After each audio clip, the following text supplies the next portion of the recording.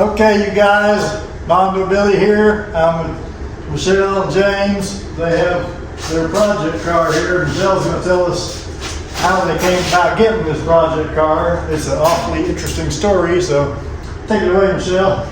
In August of 1989, Dad was he was listening to the radio, and KXY and Fleming Ford had a hands-on contest where you had to hold your hand flat on the car.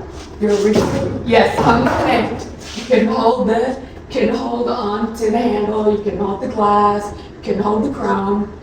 A lot better looking car in '89. Well, so he had his hand on for 63 hours and 15 minutes. Ooh, that's a long time. Yes. In this, there was also a storm that came in. So they had to take everybody from outside on this car into the inside onto a new 1989 Mustang. Just kind of ironic that it was another Mustang. So How many people were mad at him? 64 other people were mad at him because there were 65 that originally started. How many were left in the last hour? Two. And who was the other person? Man, woman? It was another gentleman, an older gentleman, and He had to take a nap. he had to take a nap. He was falling asleep. Oh. And cool wind just came through, and Dad got a second wind. And What month was it? It was August. But the cold front came in. The cold front came in, and it just woke him Kept up. Dad up, but good. This older gentleman, his wife just finally walked up, took him, and pulled him away. If we wanted to hand a contestant something, we had to hand it to a judge to hand to him. We couldn't. Yes. They're afraid you were going to give him some kind of pep-me-up or something. Yes, and in fact, you had to have all medications, like heart medications, whatever. Judges had to examine them and make sure that they really were what was in that bottle. Now, once Dad won it, how long did he drive it? Well, Dad drove it well into, we got married in '95, and Dad was still driving it occasionally, just Obviously, by that point, it had seen better days. To Well, put it this way, this is the car I learned to drive in, so. James was telling me that Dad, or maybe Michelle was telling me that Dad would throw buckets of paint and tools and stuff in the car, so he wasn't worried about being a classic or anything like that. No, he wasn't. At that point, it was just another car. Now, when did you guys start this refurbish? Mom passed in December 2020, and we got it about June of 21. So, when did you have to tear it down, though? Pretty much immediately. Immediately. Now, James, he's got a show truck, a 48 Ford show truck. So this is Michelle's car. It was her dad's car, and he passes it on to her. So she's going to tell us about what they're doing to it and where you can start after you tore it down. What was your first thing that you did after that? First thing we did is we sandblasted the chassis and found out how many holes we had. It looked like a hunk of Swiss cheese. Yep. It really did. We were inside watching the sandblast, and James was like, well, there's another part to fix. Yep. We completely took the entire floor pan out. I actually cut the firewall out, plasma cut it. Oh yeah. Here. Yes, What did you cut out? Did you the entire just cut squat? Just cut it out. entire firewall. You just went to town. Yeah, I took and I cut around the edges, and James being James, good at everything, he put us a new one in. Here's your door handle. As you can see, we've totally gutted everything. You put the whole new floor pan in it. Yes. Looking good. You could see the ground through the floor. Yeah. Literally, Flintstones. it sat in the field for probably 15 years. Oh yeah. Yes. Well, that's always good to get a little more rust on it. Give you extra work to do. What about the trunk floor? Next to the gas tank anyway. screwdriver. You got your Yeah, I'm truck trying to key, find my key. long barrel truck key. He's lying in front of me.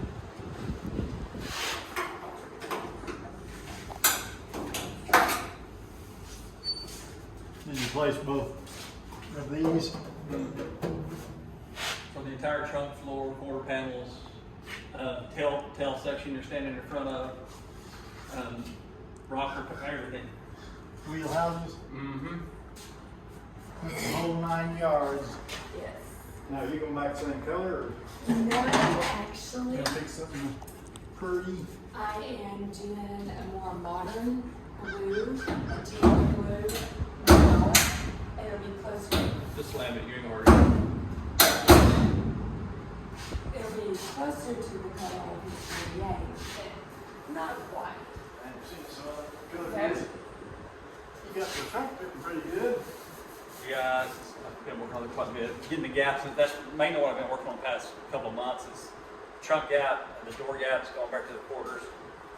Now, James Michelle done it right. They got a wheelie dealie, put it on, so it's easy to move around. I assume it's easy, is it easy? Yes. Yeah. Yeah, the front was locked, but yeah. Oh, these don't turn back here, right? No, they It's turn. got a lot. The front one's got a couple of locks on them. I highly recommend big wheels. No matter how smooth your concrete is, if you don't have big wheels, then you're not gonna be able to move by yourself. And you got sand in your bearing. Yeah. And we have a hoist up here that it has Sweet. Been lifted on the hoist. Yeah, and that's always handy too. So, Ken, in several of your videos, you're all the time talking about how you made stuff and modified stuff to make your life easier. Oh yeah. I stole some of your ideas, and that hoist right there was kind of one of them. Oh yeah. I was Not that old edition, huh? no, I was taking a cherry picker, grabbing it by the center section, I'd lift it up so I could kind of get underneath it easier. You use a lot of the Vore stuff, Yeah. so I found that hoist up there for like $100 on the Vore. Sweet. I'm like, man, I can plug that sucker in an extension cord and hit a button and just lift it up. Yeah, it's nice to have power tools. Now, what's your next plan? What's your next step you got planned out? Well, so the next step for the car is I've got a couple of spots of the filler to fix back in the back. And I just the other night was fitting the tail pieces back there. I've messed with those. You know, this gap right here, I've messed with those quite a bit. And messed with getting the trunk lid to line up to the tail pieces. They look really good. I've got just a few small spots that I sanded off the other night that I go back and fill. But I'm a used guy. I bought a used homemade rotisserie that's sitting over there. That when I get all this kind of work back here, I'm going to take that off and put it up on a rotisserie so I can tilt it up and get this lower section down here. Everything's already well solid. Oh yeah. Everything's all welded solid. I have fixed a couple spots that I found in doing the body work, the body fulfill work. But yeah, everything's welded up solid. Let me tell people, you don't want to put your car on a rotisserie and start cutting stuff off of it and stuff like that. You need to get it welded together with the doors and everything fitting on it before you put it on the rotisserie to do your paint job, because you put it on a rotisserie and start cutting things off of it, it's going to cave in and just go all bad. Another one of the tricks that I learned from your video is I've had this trunk lid off multiple times, but I went back and took a 3/16 bit and drilled my holes after I got it fitting right where I wanted it. So you know where to put it. Yeah, and then of course I got the pilot hole up here too, so I can take it off, put it back on, and keep it in the same spot I had it. Good plan. Yeah, I've done the doors the same way. Here's the lineup hole here and there. That's a good plan, and I commend you for your ingenuity. So, but yeah. Now you got a black door here. Did you just replace this one? No, they're both brand new doors, aftermarket stuff. The only thing I've done to those is just worked them enough to get the gaps halfway Got the decent. back gap good. take a look at that. Very nice gap. The bottom gap that you, of course, these aftermarket doors never fit right. Yeah. But the doors were the bottom gap was about 1/8 of an inch too wide from being 3/16. Oh, down to the. Yeah, to the rocker. So what I did is I took an 1/8 inch rod, welded it up all the way down the bottom of the door. That's how you do it. Let's just say I welded a little bit too fast, so it kind of made it a little wavy. But you know, it's. Tell me about it. I always get too impatient when I'm running the welder. And that's one of the next things I was going to do is actually yank the doors off, put them on that little rack, and scuff the entire door panel, and spread a light, thin layer of filler, and start blocking those out. Oh, James is vice president of a car club here in, is it Total Car Club? Tri-City Cruisers. Tri-City Cruisers. So he's got several of his club members interested in having a show and tell about welding and stuff like that. And so we're going to be getting together and doing a welding forum or something like that here in the near future. Get a bunch of the guys that are really gung-ho about it. And I'll bring several welders. I got MIG welders, TIG welders, flex core, stick welders. Got every kind of welder in the world, so we can have a play day and do all kinds of welding and bring some. One of the things as a club, we have a big car show every last weekend in April up at Tri-City. Where you've kind of been there by there too. We normally have, this year we had 300 cars in a rescheduled show for the 3rd time this year after rain dates. You got 300 members in the club? No, we 300 cars showed up. 300 cars at the car show. We got about 50 members at the club. That's still pretty good. But we always give away custom trophies and stuff, hand-built trophies and stuff. The president and a couple other guys will make tons of trophies. But one of the projects that we're thinking about doing for next spring is if you take the engine rope starts off of some of the overhead valve motors and stuff, like the lawnmower motors and stuff. We're going to take those, turn those in, sandblast them, paint them, put wheels and tires and stuff on them, and turn them into our top 10 trophies for next year. One of the ideas we're talking about. So that might be, eventually that might be a work day in my shop, is doing some sanding and priming and stuff on that type of stuff too. Well, you got a beautiful shop. I cater to the DIY guys, so James and Michelle have a wonderful DIY shop here, I can say that much. So everybody dreams, the car guys dreams of having a nice little shop to work in, and this is a very nice one. So I applaud you for all these LED lights. Really can't see where the crap, so it makes it a lot easier to see what I'm looking at. And I'm sure it makes it a lot easier for you guys to do your work. And a little bit for me. So as far as the front clip up here, we've had so I'm going back with the original fenders. They're still workable. This fender over here has pretty decent damage to it, but it's still workable, and they're original OE fenders. But I've had them fitted. I've had the hood back on it. I've had the whole front clip. Well, I've had everything but the bumpers on it up front. What brand is this front end kit?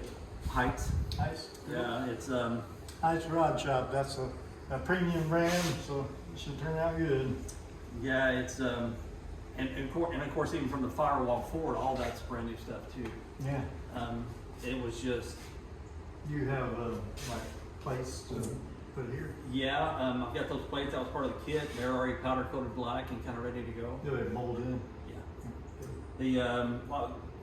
I thought about welding them in just so you can get that smooth look, but I like the fact you can take them out and service stuff if you need to. Yeah, get the spark plugs and all that. What motor are you gonna run? It's gonna have a 302 out of the 80s in it, which Like a Cobra 302? yeah, it's I went to Phoenix Engine Builders. Me and her, I took a trip last spring to Phoenix. Hold on a second, James. Michelle, Yes. do you have a lead foot? Yes, I do. All right. Well, come on, this is the car I learned to drive in. You can't drive a Mustang and not have a lead foot. Did it have a 289? It did. Awesome. So yeah, it's gonna have a 302. It's pushing like 3, and I kept it. The guy that built the motor for us, I kept it just enough. Well, it's gonna have about 325 horsepower, But it's just enough horsepower where I don't have to go stall a converter and do that type of stuff. Yeah.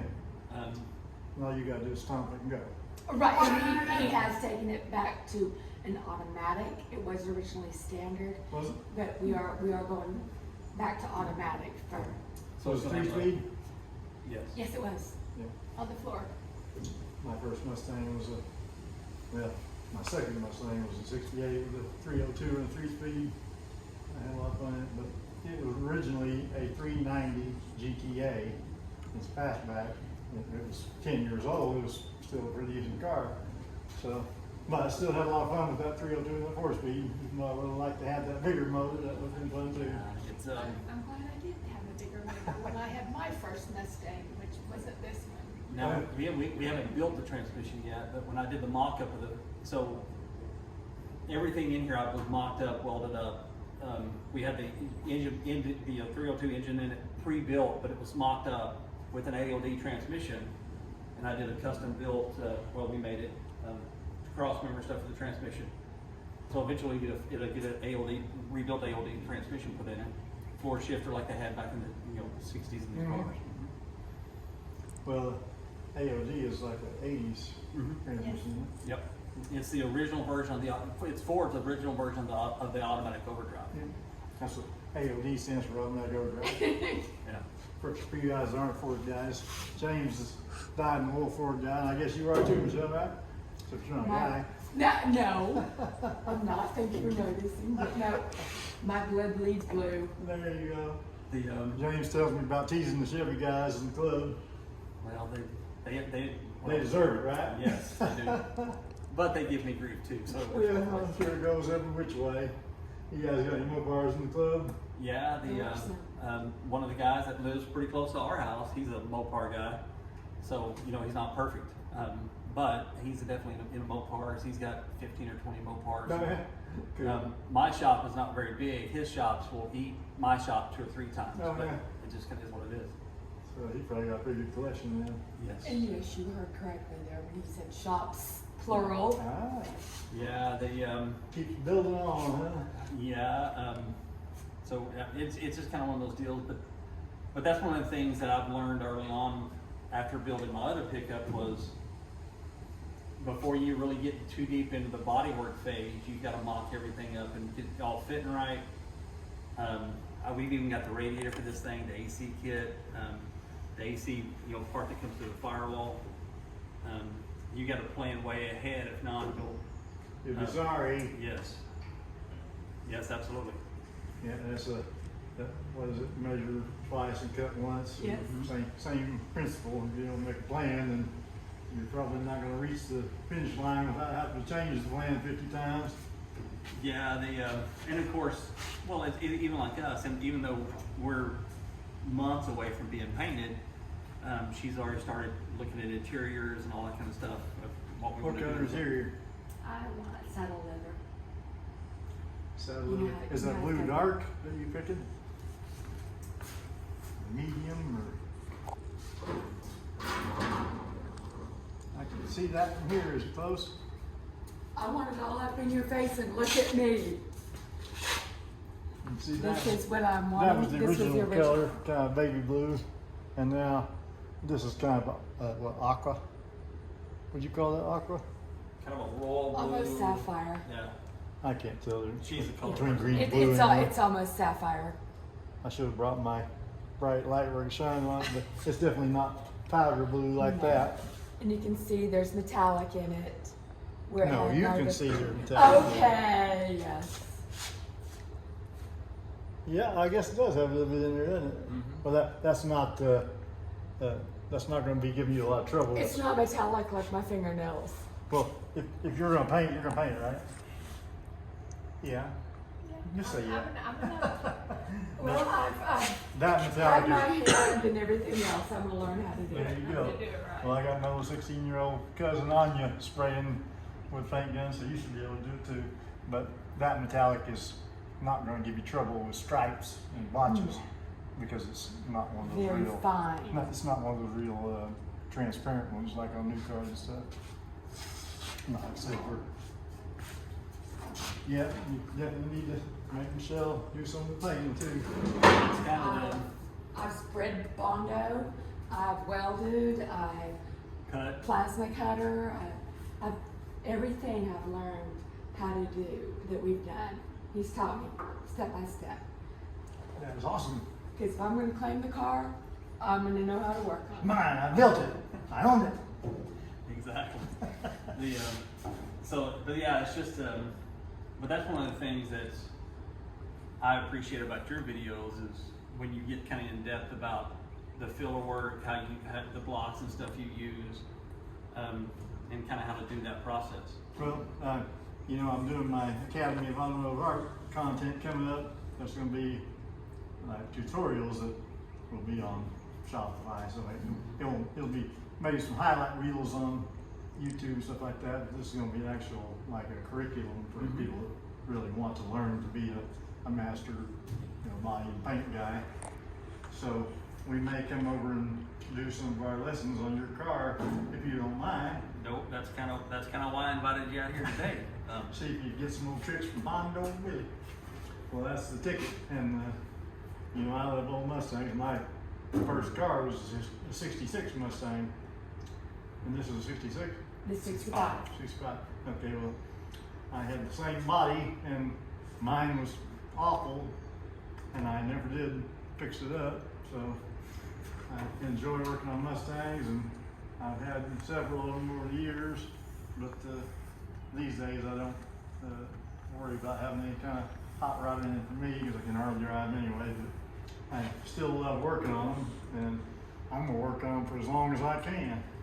And so I would definitely love to come help you guys work on this one because you got a beautiful shop to work in, A, and a cool car to work on, B, and you've already got the hard part done, so I don't have to work so hard. That's kind of I'm at the point in life where I try to make things easy and not hard. It's just like lifting the car up off the ground like that. Yep. Well, you see me in videos sitting on the concrete. When I get up, my hips hurt. But we're setting up shop too. We're gonna pressurize the paint booth and the paint building. The whole building will be a paint booth and be pressurized and heated. So we'll be able to spray the expensive clear and not get dirt in it and not have to spend a lot of time sanding and buffing on it. Yeah, that's the so we got it sandblasted the first time, and keep in mind that's when she literally with the plasma cutter cut 2/3 of the quarter panels off because I knew they were shot anyway, and I wanted to get inside of them and see how bad it was. Isn't that fun? Yes. Well, so we literally pulled it out in the yard over there and had a sandblast guy come out and blast the car, and that's when she was talking about the we'd come out here and check on the car every 30 minutes or so, and we'd be like, well, we got to replace that now. Well, yep, there's that part. There's always something. But so here recently, and I'm not saying recently, like 6 months ago, we had the car all put back together and stuff, and I was about ready to start doing filler work. So I literally rolled it back outside, had the guy come back out and re-blast everything, threw some primer on it and stuff to protect it, just so we could start with something clean and fresh.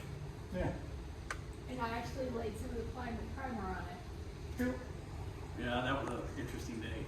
But we literally was primed outside. We had a tarp on the ground. We primed it outside. Hey, you can do it outside as long as it's not raining or as long as the mosquito swarm don't come around or something like that. Don't do your priming or your painting at night in the summer, especially if you live somewhere where you got mosquitoes and moths and all that, because they do love to do the swan dives and stuff into your paint and your primer.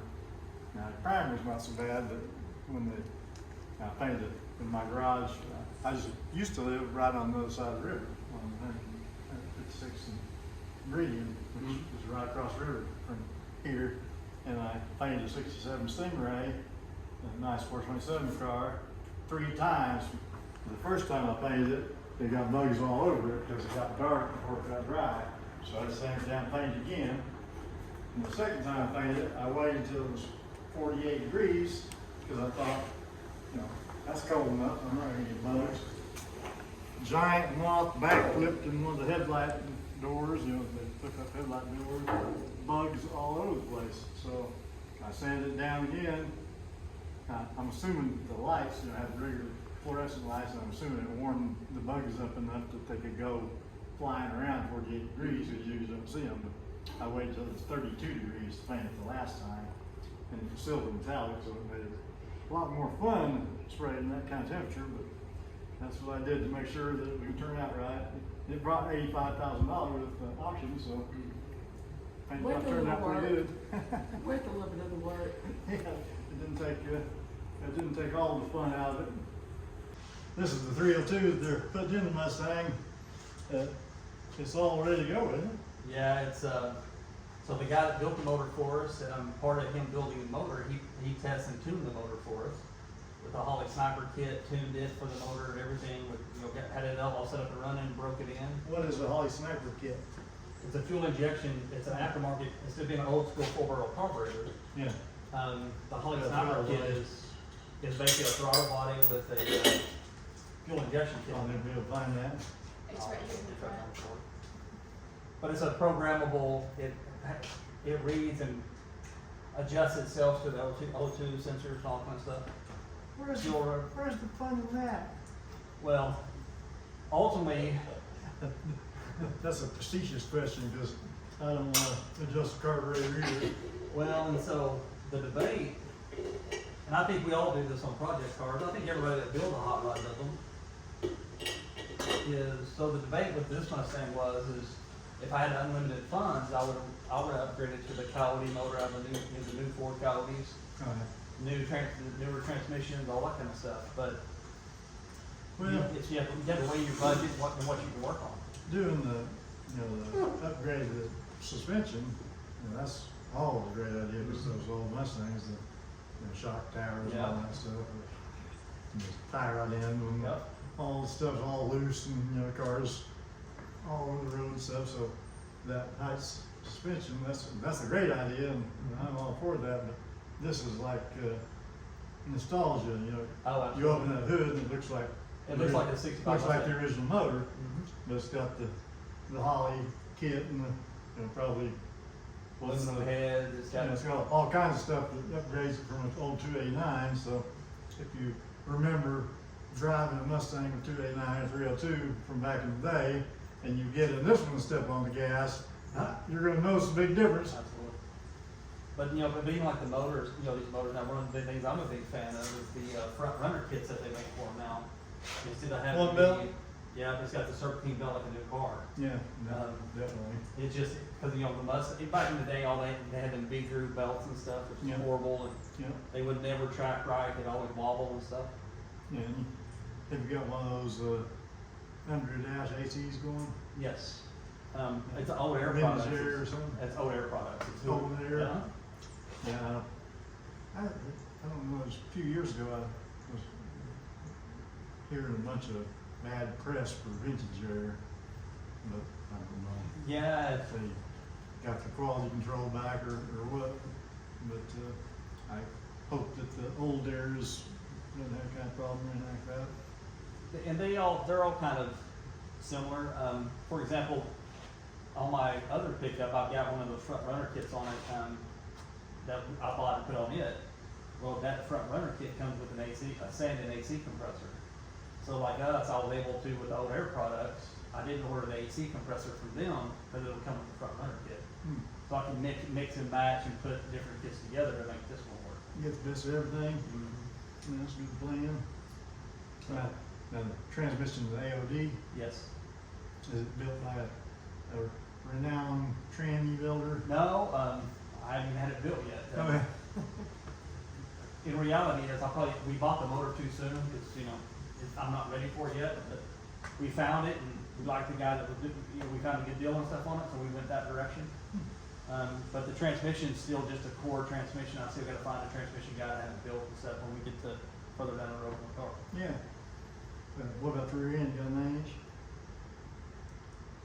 Yes, so it's going to be a Ford. So when we got the car and disassembled it, it had the original 8.8, which wasn't a strong rear end in the first place, but it was when we blew the car apart, took everything apart, that rear end was leaking from every seal and orifice and stuff in it, and all rusted up and stuff. And Sounds like me, it's old.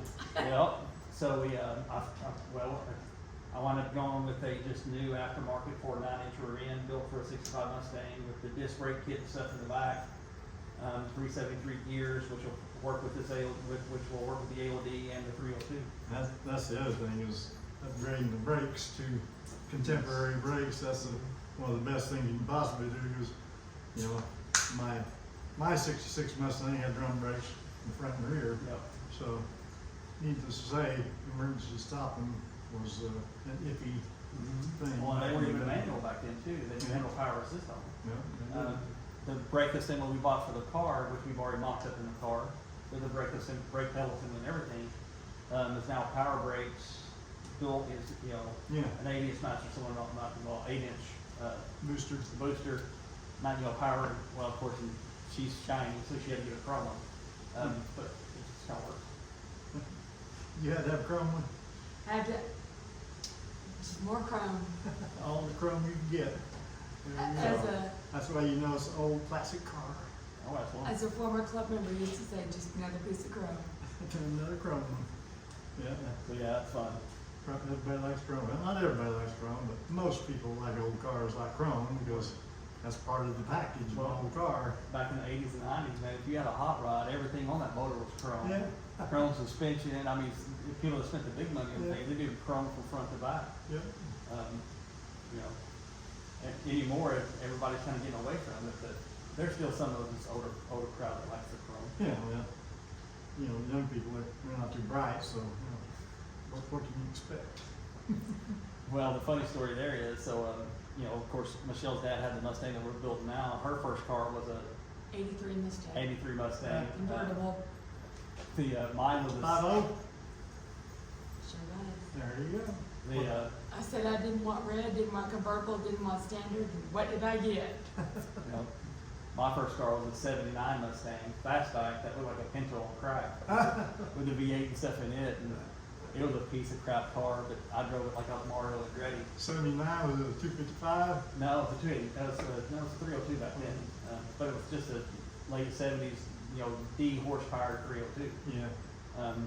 But that car, I mean, it's just, so both of us first cars were Mustangs.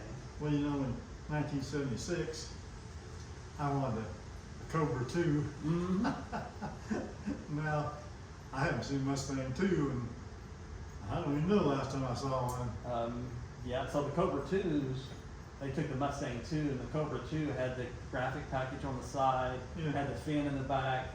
If I remember right, I think it had a hood, a little small hood scoop and stuff on the hood. Hey, I was 14. Yeah. I wanted one. Yep. Yep. Mine was, you know, I didn't get that, my 79 Mustang, I didn't buy it till 1990, so it was used and used. But, you know, Well, I got forward. I got that 68 Mustang. It had a blown motor. It wasn't the 390 that was supposed to be in it. It was a blown 289. And so we found a 302 and put in it. And the first thing I did once I got it running was I had some American racing wheels, the 5-stroke black ones. Mm-hmm. And I went and got 50s put on the back and 70s put on the front. And the tires were, they were a foot wide, they were big. But that was the cool stuff, but hijacker air shock on it. Yeah, so Everybody had those. Yeah, back in the day, And even all the pickups that. had the rake, you know, huge rake from the back to the front. So I had springs all wound up, so when I popped the clutch, the tires start wheel hopping. One time blew the shock through the floor. But I was young and dumb, and ruined the cars. Of course, I got hit by a guy from the rear in Moore. I was getting ready to cross over I-35, and they didn't have stoplights up yet, and they had a stop sign. It was nighttime, and I stopped, and 3 seconds after I stopped, a drunk and a Datsun running into the back of me going about 50, and it took my leaf springs and made them into U's. Instead of being a leaf spring, it was like that. The car was just absolutely crushed. Now, if I knew then what I knew now, I wouldn't have let the insurance company take it. They paid me for it, but I would have just went and found another back end and cut it in half and put it back together. Of course, that wouldn't happen for a few more years that I knew how to do that.